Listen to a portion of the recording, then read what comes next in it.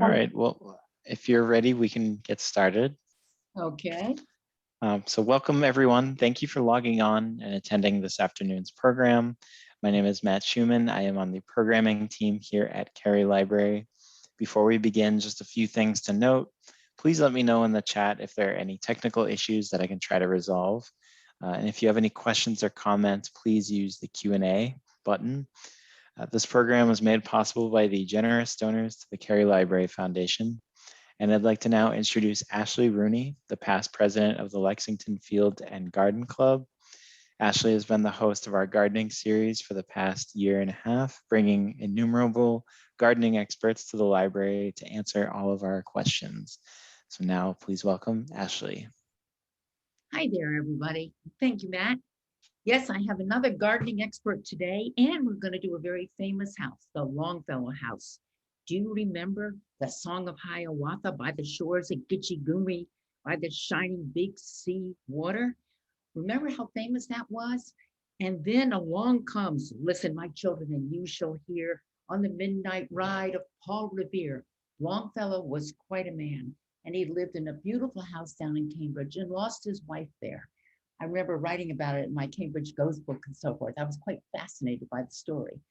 And it was poetry that as a child I could always understand. And that's why he was so famous, because people are going to understand it. Today we have Shelly Henderson, who is a master gardener who really knows her gardening tips and hints and everything else, and who was gardening at the Longfellow House for several years, I believe. So she's going to tell us more about it and take us on a tour of those beautiful gardens. So Shelly, take it away. Okay, so let me get share screen going here. And are we all set? Can you see this okay, Ashley? I can see it fine. Okay, so can you see my arrow? Yeah. Okay, because I might use it to point some things out. That's good. All right, so the first thing I want you to notice, this is at 105 Brattle Street in Cambridge, Mass. And it's a National Historic Site, Longfellow House and Washington's headquarters. So my presentation today will give you some history and some gardening. And a lot of what is in this presentation came off of the website from the government, so it is public access. If you want more detail, please feel free to look up this website. And there's actually a subset of the website for the National Historic Site that's actually specifically targets the formal garden at the house. So thank you, Ashley, for this opportunity to share one of the wonderful opportunities that master gardening has brought to me over the years. Let me introduce myself here. Figure out how to advance. What am I doing wrong, Ashley? My arrow. You should be able to just click to the right, or if you just press the right arrow. I pressed the right arrow, but it's not doing anything. So what? The arrows at the bottom of the blue page on the blue slide. On the blue slide. And there's a whole, I have a whole bunch of things down there saying Word, PowerPoint, and then the arrows. I'm wondering if you should do that. Go back a little bit. Keep going. Keep going towards the right. Towards the right. Towards the right. Right here. Yeah, there you are. Are those the arrows you're supposed to be using? No. That's something else. If you click the Let me get rid of exit out of that, yep. Exit. And if you click the P button, I think down on the bottom is the PowerPoint. Click P down here. Yeah. It just might not be the most prominent window. Yeah, and then click that one, the slideshow. Okay, you should be able, there's arrows in the corner, or you should be able to press the arrows on your keyboard now. Matt, you're a hero. Thank you. Haven't had to test that before. Okay. So just to introduce myself, I moved to Lexington in 2012. I'm a retired biotech executive. I didn't really know I was a gardener until I retired, and I'm kind of making up for lost time. You certainly are. I did join the Lexington Field and Garden Club. I take care of the Summer Street Island, if anybody saw our earlier presentation on the traffic islands. And I volunteer at the Hancock Clark House herb garden and the Minuteman statue in town. So if any of you have neighbors that take care of those places, let them know that you know and love their work, because we all do it as a labor of love. And you can always join in and help. And come join us. So I became a certified master gardener, meaning I passed my year of training in 2016. And the Master Gardener program, for those of you that aren't familiar with it, started in the agricultural universities, starting out in the University of Washington as in the state of Washington. And it spread over all 50 states. And in our state, UMass kicked it out, and it's now a not-for-profit organization, but its goal is to train volunteer gardeners. And that is germane to this topic, because I am required to put in 30 hours of volunteer gardening every year on a Master Gardener sponsored garden. And the Longfellow Garden is one of those opportunities that comes my way when I am a certified master gardener or even a trainee. So I have, as a master gardener on the Master Gardener projects, I've done a lot of volunteer work at the herb garden, at Massport, at Elm Bank, and Longfellow Garden. Since the first year I was certified, so about 3 years, 4 years, we weren't in action last year. And this year I was brave enough to become the co-project manager of the volunteer, the Master Gardener volunteers, with a gentleman named Art Krieger. And before I get started, I want to give a shout out to a lovely woman who was the gardener on site at Longfellow for, I believe, over 20 years.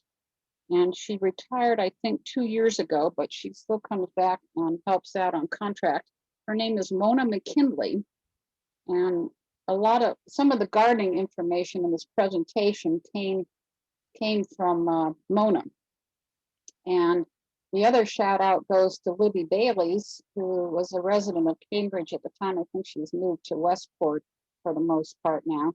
But she was the master gardener that started this project as a Master Gardener project, which is a process you go through to get a project approved for the master gardeners to come and volunteer at. So with that said, you understand how I come to give this, share this information with you. Since I've been working on the garden, of course, I wanted to know more and more about the history. What am I working on? What is this thing? And the actual location has over 146 years of history. And I encourage you to go on the website and read it, or go down and visit. You can. I don't believe they've opened the house yet for tours because of COVID, but the property goes back to a Colonel Vassall in 1775, and I'll show you a picture in a minute, who owned a farm on the road to Watertown that ran right along the Charles River. And in 1776, the Revolutionary War started someplace around here. I'm not sure where. And if you know your Revolutionary War history, you know that they didn't fight in the winter. They would set up a winter camp. So for the 7 or 8 years of the Revolutionary War, every winter, George Washington would pick a place to set up his winter camp, and Martha would travel to spend the winter with him. And he chose the Vassall House. Colonel Vassall was probably a wealthy officer in the Redcoat Army. Remember, everybody was British. And the war began, and George Washington requisitioned that property for his winter headquarters, and Martha came up and joined him. So fast forward to roughly the Civil War period, actually 1843, and Longfellow comes to Cambridge as either an associate professor or a student or something, but at this time, this home was a boarding house, and it was the first place that he lived in Cambridge, to my knowledge, as a boarder, and he became very fond of the home, obviously, first of all, because of the history that George Washington had stayed there for the winter, the first winter of the war. Actually, I think they feel that he organized the Continental Army there. So he had courted, let's see if I have this straight. He courted one of his wives for 7 years before she married him. And I believe that was Fanny Appleton. And there's Appleton Road right next to Brattle Street there. And when she agreed to marry him, he actually purchased the house and they proceeded to have all kinds of children. I've lost track, 5 or 6. His oldest daughter died at an early age, and Alice was the next oldest daughter, and she outlived the family. She was an unmarried woman. She was wealthy, she was well known, and she considered herself a historical preservationist. And she went to work preserving the property for future generations. You'll hear me talk about 2 women who are landscape architects. I'll go through a couple of these points in a little bit more detail. One's last name was Hutchison. She did the first renovation of the garden in 1903 for Alice after the death of Henry. And after 20 years later, she hired a woman who was a BIDDLE out of Philadelphia, who had married a man named SHIPMAN up here in New England. And she was a landscape architect who did the second renovation of the garden. So as I talk about the garden, what I thought I would show you were some of the phases of development that Alice went through in developing the garden that you see today. Some of the care that we give to maintain the garden today so that it is a beautiful sight to see when you go to visit it. And then a little tour of the garden and some of the plant lists of what you will find when you go to Cambridge to take a look at it. So we'll take again a look at some of the history and some of the phases of development of the garden. So I love this map because if you look down at the bottom, I use my arrow, here's Colonel Vassall's property. And here's the road. It's probably Brattle Street. You know, Mount Auburn comes right along the river here, Mount Auburn Road. But this was the old town to Watertown, the old road to Watertown. It's now Brattle Street. And here's the property that Colonel Vassall owned and that George Washington requisitioned.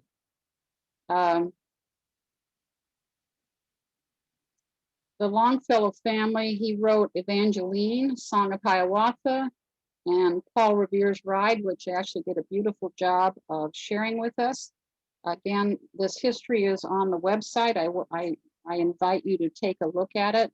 But what you see here is there were orchards, a pond. It was a beautiful, flourishing farm when Washington requisitioned it. Longfellow came along at age 24. He lost his first wife, but as I said, after 7 years of courting Frances Fanny Elizabeth Appleton, she agreed to marry him, and I've lost track, count the kids here, 6 children over 11 years. I believe this is Alice back here, but I'm not positive. And he loved the house. He was, if you know about Longfellow, he was a native of Maine, and he remembered the lilacs from his home in Maine. So as you drive into the property, you will see the whole front yard is all lilac hedges, all around the front, all along the driveway. So the way the garden came to be was Henry started the garden. He decided he wanted a formal garden in his backyard, not a kitchen garden, not raising a farm, but he mapped out a fairly large, I would say it's at least 1/4 of an acre of a rectangular area. And in fact, he kind of was inspired by teardrop shapes made into a circle and a lyre shape that came from a Persian carpet. Anyway, he passed in 1882, and Alice lived in the house when she wasn't traveling. She did a great deal of traveling, and in 1900, she asked Martha Brooks Hutchinson to come in and re-establish the basic design. Martha also added height to the garden, and I'll show you some pictures of that. And then 20 years later, she came in and had Evelyn BIDDLE SHIPMAN come in and really diversify the plantings. SHIPMAN was an expert on what you plant next to another plant to make it look particularly popping, and making sure that the cycle of what was in bloom went through the entire 3 seasons that we have here in New England, and added roses, borders, etc. So Longfellow's description of the gardens they were decorative. There was a woodland walk on the north side. It was a small garden in the form of a lyre.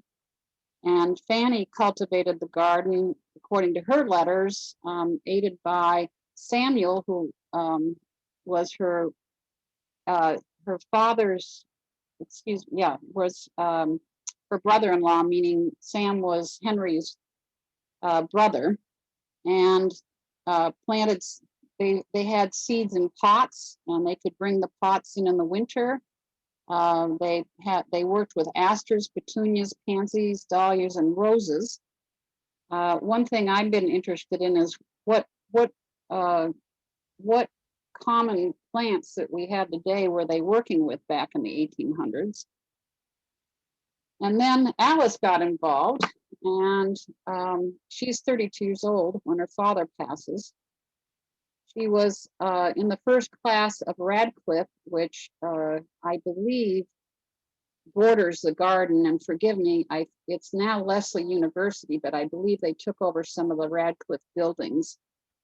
Also, there was a seminary there that is still adjacent to the property on these Radcliffe area. And I know that seminary has now passed, but anyway, she was, I think, even too radical for Radcliffe, and ended up in college in England as well. She traveled frequently. She loved France and Italy. I just told you so. She was age 53 when she renovated the garden the first time, and the second time she renovated was 4 years before she passed, which I thought is interesting timing. So this is the property sketch. As you come down Brattle Street, you're going to pull into the property here down. I don't know if you can see my arrow down here at the left, and you can see all these lilac hedges.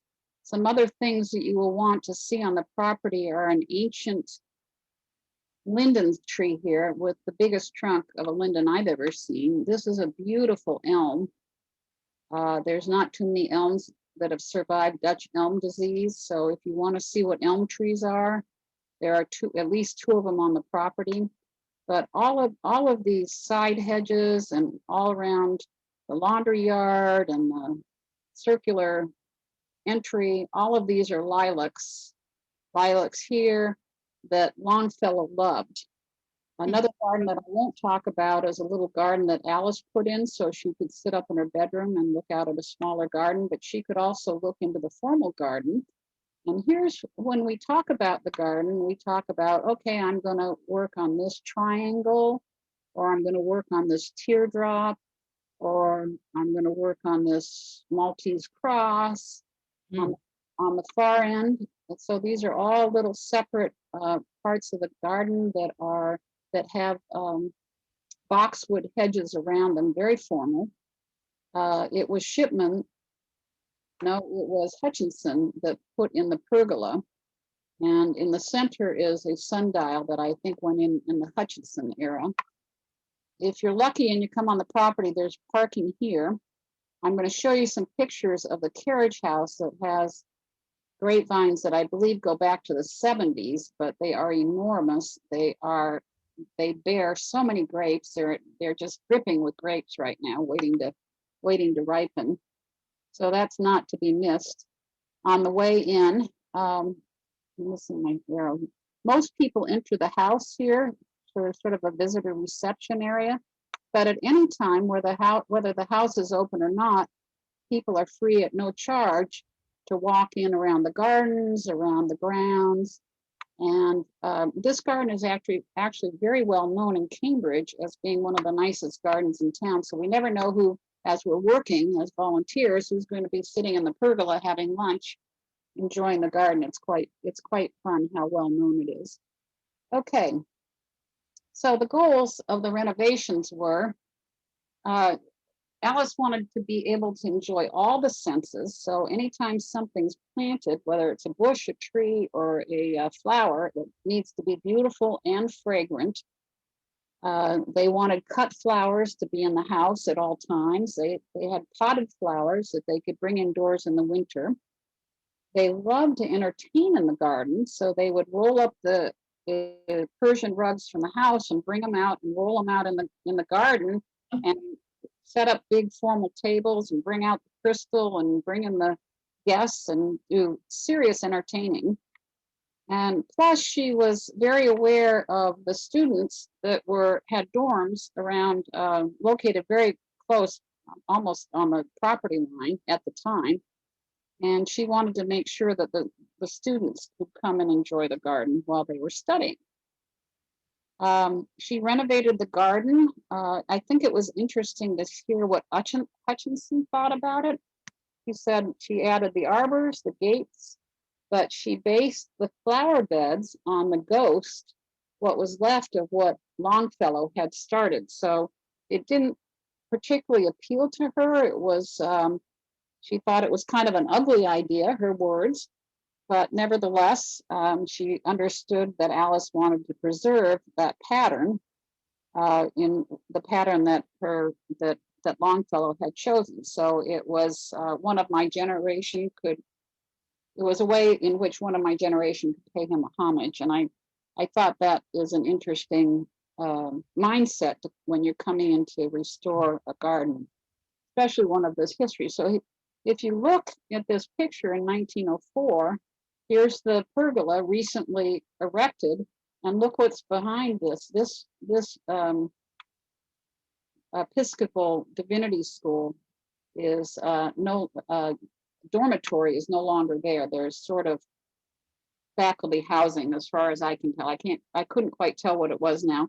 And I believe a lot of these trees are gone, but there's now like a 40-foot tulip tree here. If you haven't seen a mature tulip tree before, it's quite beautiful. This is a very large hedge that keeps you from seeing anything. There's also hedges here. This building still exists on the campus, but again, the hedges and the trees are so high you hardly see it. There are gates into the garden here. We're looking from the gate from the carriage house at the garden, and again, you see the crosses, you see the triangles, and in the middle are the teardrops. And in this picture, they brought the sundial in for the winter probably. But you also see that within the garden, it's flat, right? There, you don't see any bushes or fruit trees planted in the garden. And that's what happened 20 years later. So you'll see the sundial now when you go there. It has a wonderful quote on it, "Think that this day will never dawn again," which was one of Longfellow's favorites.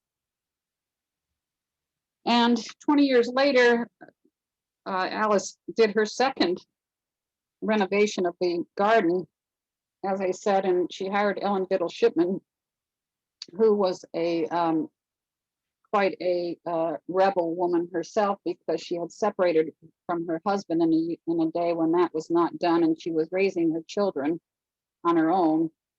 And she, as a landscape architect, but anyway, that's an aside, she came in.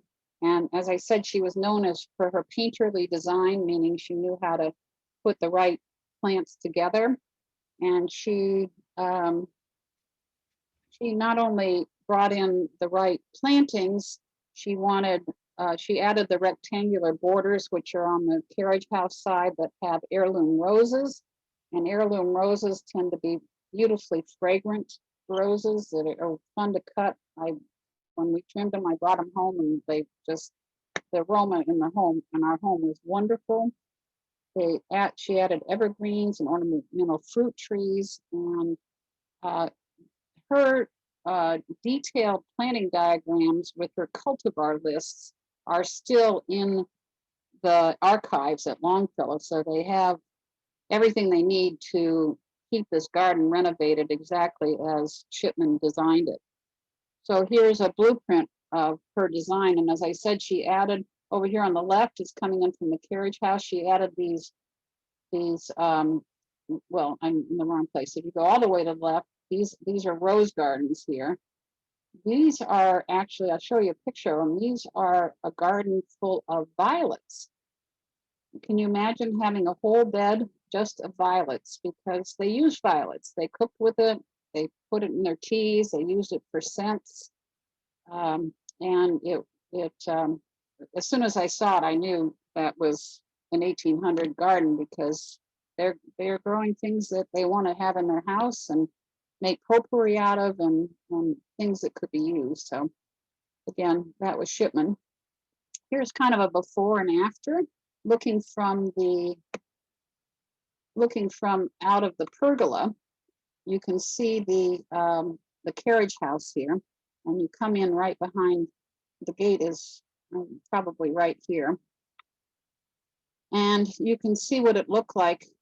This is obviously the Hutchinson garden, because the Shipman garden has fruit trees in it, which you see today, and gives height to it. Another view. So here's the Hutchinson garden with no, in the winter. This is the BIDDLE garden, the BIDDLE Shipman garden with all of the height. But what an expert BIDDLE Shipman was, because the height of these, the things that she added really are really a lovely contribution to the garden without being overpowering. And I think that was quite a talent as well. As I'm showing you I want you to just notice that there are beautiful roses that are trained to come up and over the pergola. And I want to show you some pictures of them as well. So back here, notice, is the carriage house. Here's another shot from the entry, looking the other direction from the entry towards the pergola. And here it is down here before it was renovated. This was a shot I think I took this springtime, because you see the fruit trees that are coming into bloom.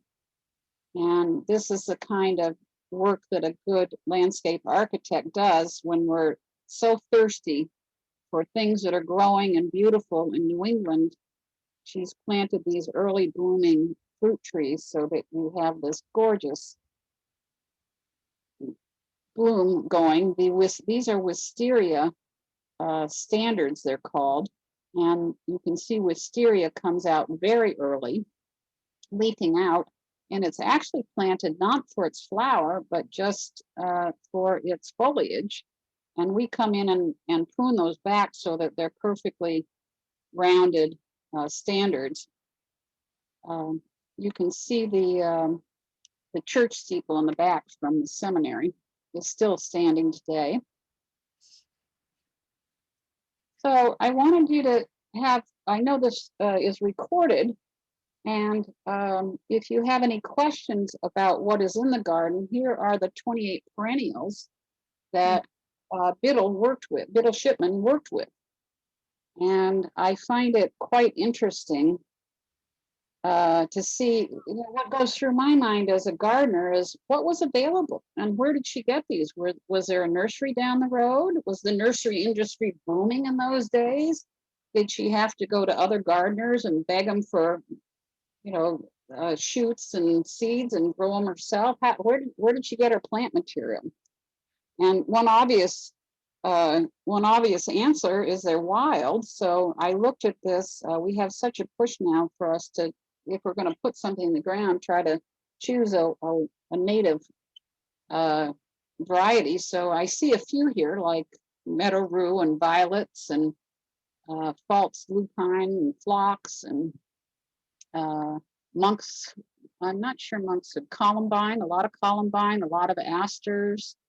So quite a bit of this is, even in those days, they were using our native species as part of the garden, but quite a few of it is not. So already people were using hosta and iris and lavender. Of course, that came over, people fell in love with lavender years ago. I think it goes back to the Romans that they used it for soaps and washing. And so it's kind of interesting to see the palette that she worked with. Here is to give you an idea what the garden looks like today. And one thing that you will see here blooming is a plant called gas plant.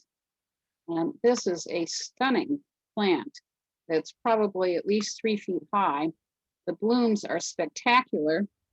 It's called gas plant because it literally gives off something like ethanol that you can, at the right time of year, will actually ignite. It's a little bit bizarre. I do not use it in my own garden because apparently it can give you a dermatitis similar to poison ivy, and that's the last thing I want. But I do think it's spectacular and it's fun to see it in this garden.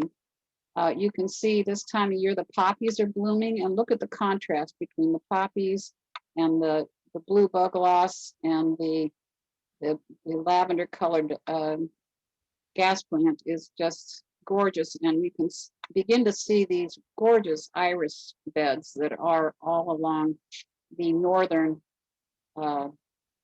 bed here in the garden. This is what it looks a little bit more like today because the phlox is in full bloom. Here is another shot of the poppies and the gas plant, and this is one of the iris species. I have some more plant lists to share with you. One of the things that is frequently used is Virginia bluebells. That's considered a native, and they thrive and they're gorgeous next to pink tulips. So I'm not going to go through these individual peonies, but I wanted, for your reference, to give you a list of the different peonies that you see in the garden. They're just spectacular, and most of them are extremely fragrant. So if you're going to your garden and trying to plant a peony and it is of concern to you, of interest to you, that you get one that smells delicious, I would be willing to bet that you could choose any one of these from this list and you would not be disappointed. Similarly, you get quite a tour of some of the different iris varieties, and most of these are fairly well labeled in the garden, but the varieties of irises are quite diverse, and they are planted in large rifts, and they are quite spectacular, although this time of year, as you know, they're past, but they are great fun. One of the things that the gardeners have to do is about every 4 or 5 years, come in and dig up those beds and divide up the irises and replant them because they get overgrown and too dense and they won't be happy. So we're getting into some of the ideas about the care of the garden. This is what that north garden with all the irises in it looks like when we walk in the springtime, full of invasive species. Doesn't look like much of a garden, and we have a major cleanup on our hands in the spring before the garden starts looking the way we want it to look. Even this is May 19th, so this is even 2 or 3 weeks into gardening. And what you see is pretty typical in the garden is the boxwood hedges, that there's a system for keeping these pruned at about 1 foot high and the right shape, the shape of a bread loaf. And this is where you also see the juxtaposition where SHIPMAN puts the beautiful coral bells that are that beautiful rose color next to the white and deep purple irises, and they just pop when you see them together, and it's such a welcome sight to me. Next to that is a peony you can see the buds in a few more weeks are going to be in full bloom. And it is quite a stunning bed if you hit it at the right time of year. You can see the diversity in the irises here. So this is coming through, and again, cleaning up. Behind it is asters, and they'll come out in fall, or starting to come out now. And two more kinds of, so in this north, just looking at it, I see 1, 2, 3, 4 different varieties of irises, and planted in large rifts. They're just really, really a delight to the eye.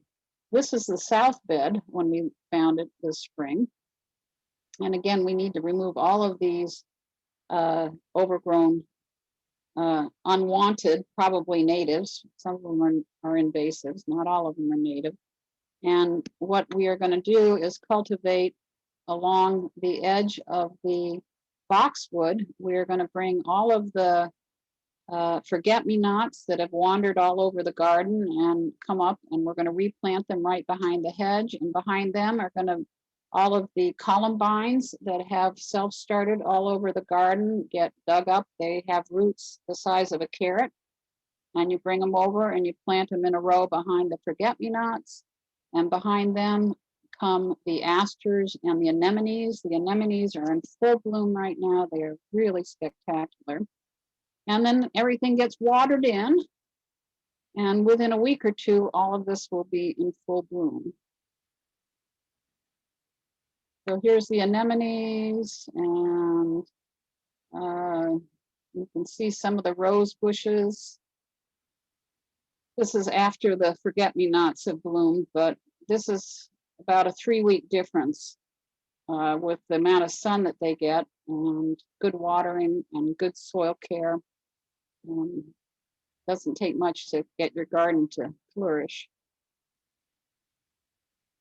So I wanted to talk just a little bit about the roses. The roses are well labeled in this garden.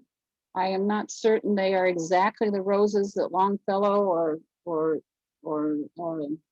SHIPMAN put in, but they have made every attempt to get the older roses, the antique roses that that have beautiful blooms and have beautiful aromas. They're very fond of their Father Hugo roses, which is a rose species. That's the one up here on the right. It's a yellow rose. They also have yellow rose of Texas, but the Father Hugo are large, probably 5 feet high, vase-shaped rose bushes, and they are quite prolific, and boy, is the aroma just spectacular. I'm not going to go through all of these, but the other one that's particularly of interest to me are the ones that are climbing up the pergola, because these are Napoleon's cap musk rose, and they're very complex rose, but their buds, I'm sorry this isn't a bigger picture, but their buds are very unusually shaped. They're just as beautiful and interesting as the rose itself. And of course, they just smell delicious. So if you want to learn more about roses, I'm not a rose expert. It's given me an opportunity to learn about how to care for them, what the difference in roses is. It's a good little tour of roses if that's of interest to you. So I wanted you to see the Victor Hugo rose bush in full bloom. This is the violet bed. It's still, all the beds are surrounded by these hedges. This is the Father Hugo rose growing up the pergola, and beautiful daylilies and more corabells, and we brought in some foxglove annuals to plant in the shade, and it's really quite inviting. You see a rose bush in full bloom back against the south fence. This is a better shot of the Father Hugo, the musk rose, the Napoleon's cap, and you can see the flower bud here, how unusual it is. This is the violet garden when the violets are in bloom, and you can also see the potted flowers that will come in for the winter. So they use the garden in many ways. This is the walkway to the back porch on the Alice Garden area. And it shows the violet garden, and against the back fence, lots and lots of David Austin roses. I believe the Rose of Texas is the one on either side of the back gate here. This is another view of the violets as they mature and they leaf out further. Quite interesting weeding a violet garden. I thought you might like to see the bloom of the tulip tree. If you want to see a mature 40-foot bloom tulip tree, it's on the back fence on the north side. More tulips and Virginia bluebells. Here's the gorgeous grapes. As you park your car and you come in past the carriage house. This is the grape.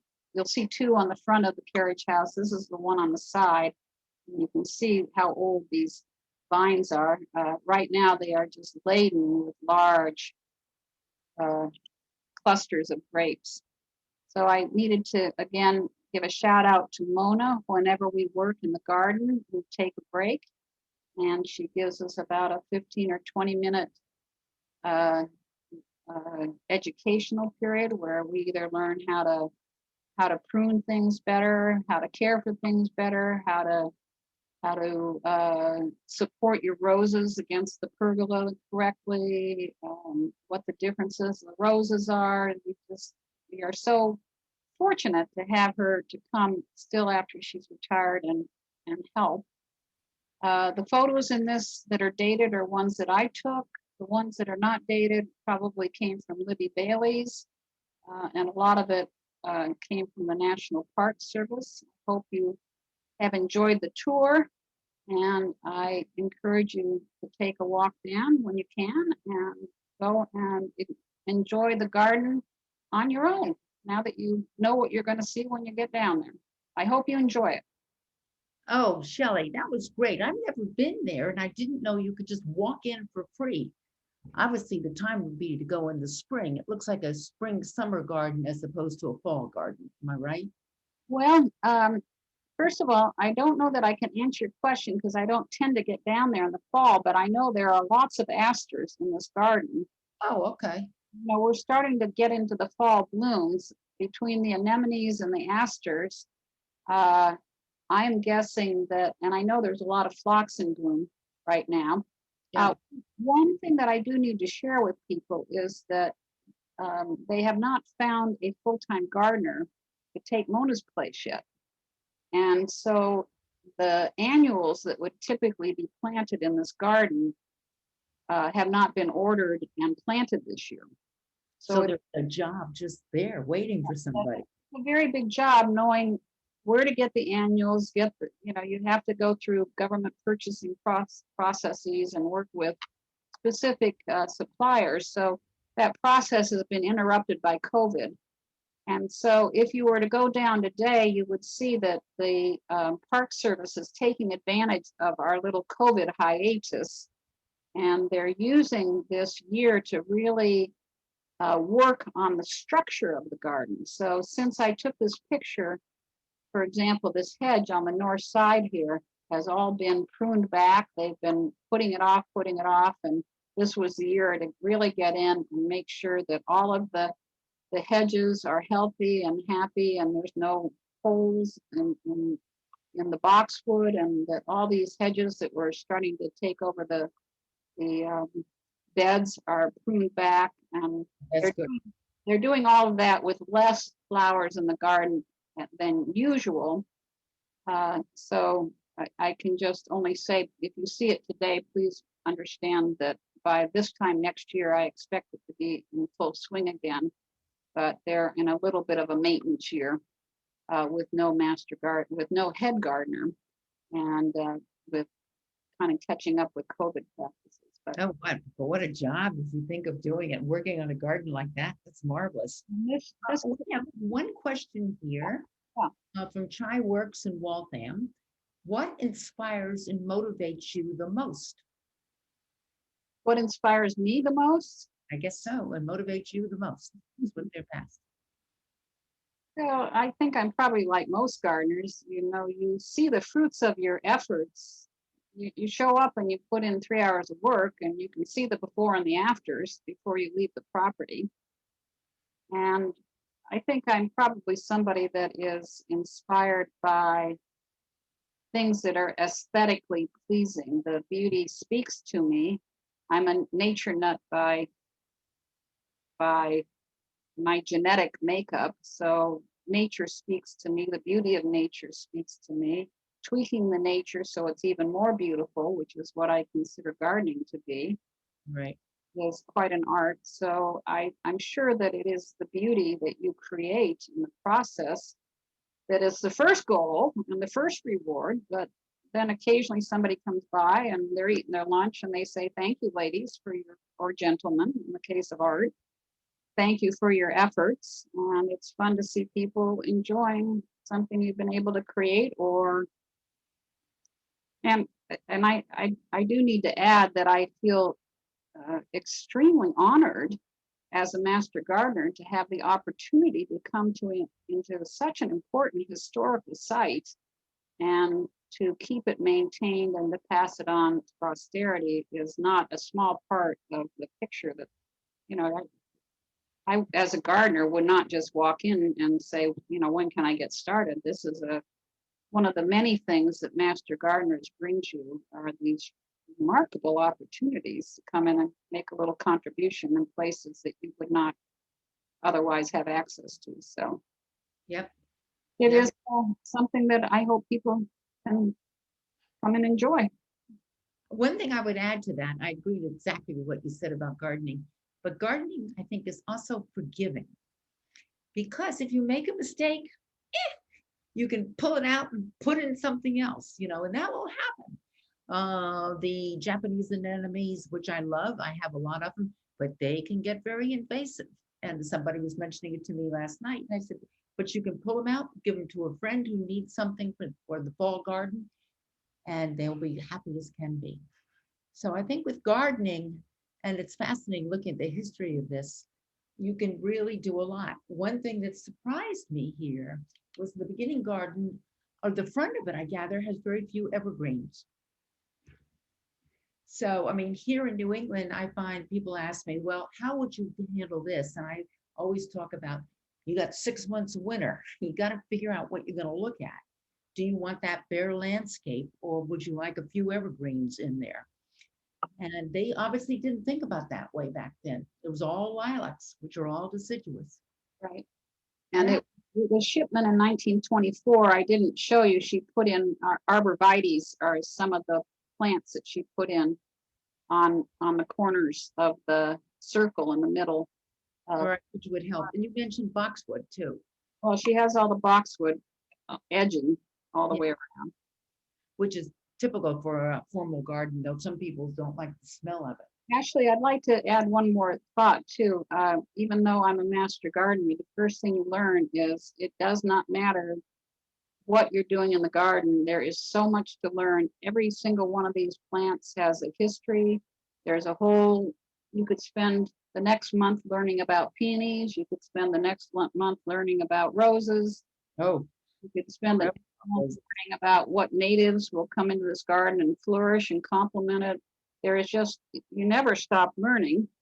And when you work with other gardeners, they share with you what they're learning and ways they look at the garden. And there's not a gardener that walks into this formal garden that won't see something different in a different way than you'll see it. So there's just endless learning going on as you work in the garden. Even once you get titled as a master gardener, you're just getting started. learning. As a matter of fact, that's what the Lexington Field and Garden Club is all about. And our first program you mentioned is Easy Rose Care with Teresa Mosher, who's one of the leading garden and rose consultants in New England. You can always learn more. That was one of the focuses when they formed the Lexington Field and Garden Club, which is back in the 1870s. It is the oldest garden club in the nation. Though Georgia said they got incorporated before we did, but we were doing it long before and dressing up Lexington and trying to make it pretty. I thank you. This was fascinating to get the history of what was going on. Where I learned a lot. I hope everybody else enjoyed it as much. Next week, we will have Terry Hale, who will tell us what kind of trees to plant.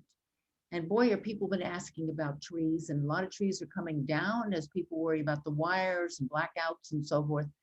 But we still want to put those trees back in. And what could you have, such as the flowering tulip tree, which Shelley just showed us, or the gorgeous old elms, which unfortunately we've lost so many of them. But you need to figure it out, what would work with your property. And so Terry will help us with that. Come prepared with your questions. Meanwhile, have a good week. It's going to be a hot week working in your garden and enjoying that. And we're here for you. This will be, Matt will send this out and you'll get a copy of this, how to get it again. Thank you so much for being with us. Goodbye. Thank you everyone for attending, and this will be on our YouTube channel, as Ashley said. Thank you, Ashley. Thank you, Shelley. Thank you. Shelley, that was great.